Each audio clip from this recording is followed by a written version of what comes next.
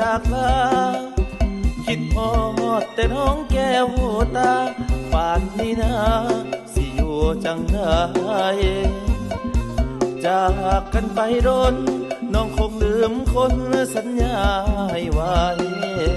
บอกว่าสิบ่หักใครนอกจากอายเพียงคนเดียวไปบ่ถึงปีเจ้ากับเฮคนใหม่มาแทน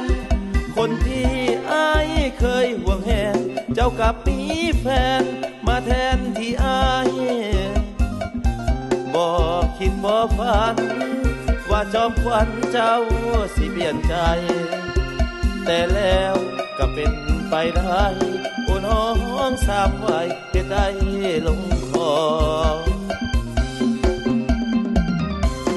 ก่อนจากกันน้องนั้น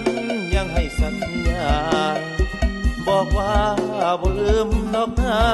บัดน้องกลับมาน้องมีแฟนใหม่คิดเห็นบ่นะก่อนจากลาเว้ากันจังใดโอ้น้องสั่งมาเหยียบใจของอายแท้น้อคนดีจบกันเท่านี้พอเสียทีกับฮักหลอกลวงต่อไปอายสิบ่ทวงให้เจ้าควงกับเขากันนาขอให้หักเจ้ากับเขาเป็นสุขเถิดนากับโพ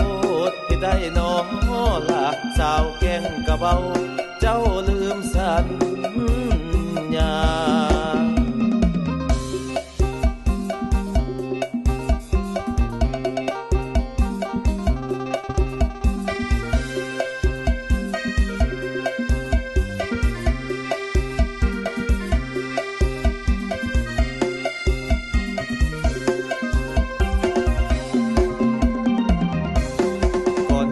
กัน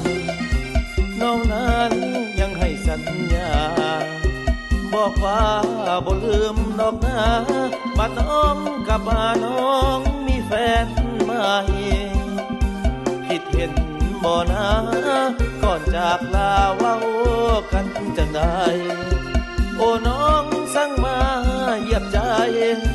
ของอายแท้น้อคนดีเท่านี้พอเสียที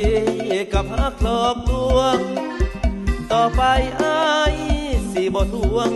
ให้เจ้าควงกับเขากันนาขอให้หักเจ้ากับเขาเป็นสุขเถิดนากับโพดที่ได้น้อลาสาวแกงกะเบา